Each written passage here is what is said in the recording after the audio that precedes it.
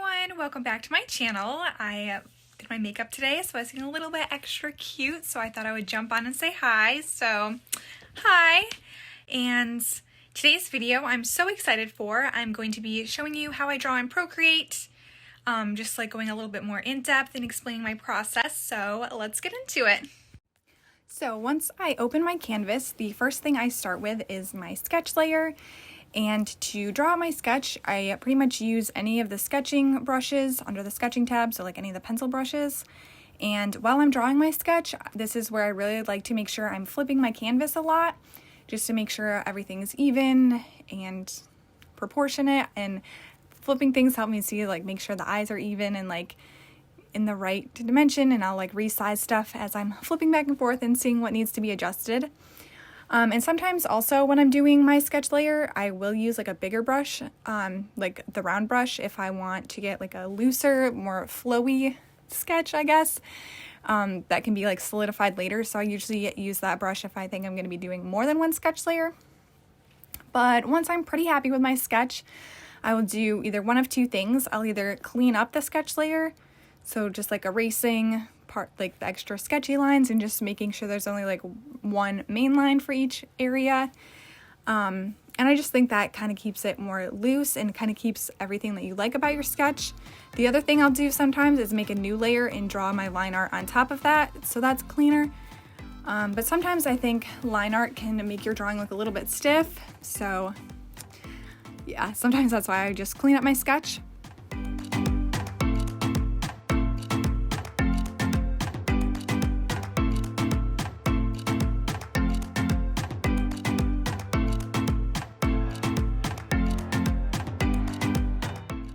And then once I'm happy with my sketch and it's time to start coloring, I like to change the background color just to something a little bit darker, because working against white can make you think your colors are like a lot darker than they actually are, just because you're comparing them to the white.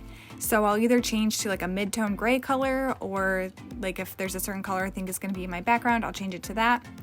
And then I'm ready to start coloring. So I'll make a new layer below the sketch layer, and I kind of like just block in the basic colors, and I'll usually lower the opacity of the sketch layer, and sometimes I set it to multiply, but I just start adding in detail on that base color layer, just like the shadows and the blush, and like carving out the different features of the face. And I pretty much keep the skin like really simple. I use airbrushes for most of the details, and once I can tell where everything is and has a little bit more definition, I'll either make a layer on top of my sketch layer to continue rendering and like cover up my sketch lines, or I'll just like completely turn off my sketch layer, or like lower the opacity super low. And I just like to cover the sketch lines, or like have them not show in the end, because I'm going for a pretty semi-realistic style. So I don't want my lines to show through, but if you spend a lot of time on your line art and you're pretty proud of it, obviously you can have it show through. I personally, if I'm having my line art show through, I like to recolor it to not plain black, so it's not as harsh, I guess. And so then I just keep rendering either on top of the sketch layer or all on the same layer, and I just like to add like harsh edges kind of around the nose and the eyes, and then softer gradients everywhere else, like the blush will be a nice soft gradient. And I never try to leave something one flat color. Like even the whites of the eyes will be darker around the corners, and like the teeth won't be flat white, they'll have shading. They'll get darker as they go back farther in the mouth. So I pretty much just keep adding shadows to create form and like show the depth and stuff. And then once I'm pretty much done with the skin, I'll start working on the clothes next. And I just try to add as much detail as possible again to the clothes. Like I'll add wrinkles and ruffles and think about the textures of the fabrics. And I do this just to try and match the same level of rendering as the skin and the face and stuff. Just because I think it would look weird if the skin was like super realistic and then your clothes are just like one flat color. It would look a little bit wonky. So just try to match that same level of rendering. And I also try to think too, like different materials are going to have different levels of like shininess and textures.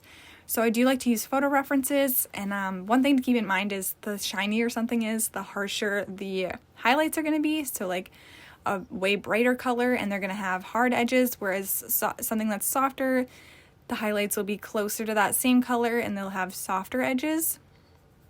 So for this drawing, I'm giving her water for clothes. So I definitely have my reference photos of water up next to me. And my kind of inspiration for this drawing was I wanted to make glitter stickers. So like stickers that are on glitter paper. And every time I pick a picture, it looks like super muted compared to the glitter part. So I wanted something super colorful was what I had in mind when I first set out drawing this. And I got her pose in, but I didn't really know what I wanted her outfit to be. So I don't know why I thought water, but that's what I thought of. And then from there, pretty much my inspiration was I could make her like a beach goddess. So I'm going to give her some like seashell jewelry and maybe some like metallic like a sun tattoo I thought would be cute. And just like I said, try and add as much detail as I can. So then usually after the outfit is done, I will start in on the hair. And that's pretty much the same as everything else. I'll make a new layer, get my base color down, and then set it to alpha lock and just keep working on top of that. And for the hair, I usually like to work dark to light. So my base color will be the darkest color. And then I'll take a lighter color with like a little bit of a smaller brush that kind of tapers at the end, and I like to draw in like the shape of the hair or like the flow of the hair, kind of like drawing like a chunk of strands at a time, just to tell me where like how the curls form and like how the hair is falling and flowing and like which pieces are behind others, and any details like little braids or if the hair is tucked behind the ear or in a clip or whatever, just like a map of the hair, I guess, so I'm not confused later. And then with an even smaller brush, to like represent the strands of hair, I'll go in with an even lighter color, and this is where I'm really trying to draw like the individual strands. But I like to do this only like where the hair would be lit, so like the high points and like the pieces that are in front of others. And then I'll do the same thing with that same size brush. I'll take a darker color and draw in the individual strands that would be in shadow. And just pretty much trying to show the form of the hair. And once that's all done, I'll turn my layer off of alpha lock and just add in some extra flowy flyaway pieces just for a more natural look. And that's like one of my favorite parts as well. And then I'm not drawing a background for this piece, but if I do, I usually kind of keep it pretty simple. I'll just block in the shapes of like the background elements and then Gaussian blur the whole thing so it kind of looks like it's in the distance, and it's kind of like an easy cheat background, I guess. But I typically only do that with outdoor backgrounds. Indoor backgrounds are a little more complicated, but I'm thinking of making a separate video on drawing backgrounds, so yeah. Then at the very end, one of the last steps I like to do is add in the shadows everywhere, and to do this I like to put them on their own layer, and I like to use like a dark purple color and just draw in where the shadows would be. And I also try to keep in mind like the harsh edges versus soft edges on some of those, just to keep it a little bit variety. And I'll set that layer to multiply and lower the opacity. And then I'll do the same thing for the highlights. I'll make a new layer, and with like a yellowy color, I'll add in the highlights. So like rim lights on the face, really I like to draw attention to that, and like on the hair and stuff. But just keep in mind like where your light source is. You want it to make sense, obviously. And then once my highlights are drawn in, I will set that to add and also lower the opacity. And I just think adding in these shadows and highlights to both like the subject, so like your character or whatever, and the elements in the background kind of like unify your piece and tie it all together. If you're thinking your color palette isn't really blending well, doing this to everything kind of like unifies it, I guess. So I add those in, and then when I'm almost done, the last step I like to do is make another layer and just add in like harsher highlights, I guess. So like a really bright white color on like the lips and the nose. Sometimes I do it on the hair, just anywhere you want to draw attention to. And then sometimes if I think my drawing is still looking a little flat and needs a little bit more texture, I will go in and add noise to the entire drawing.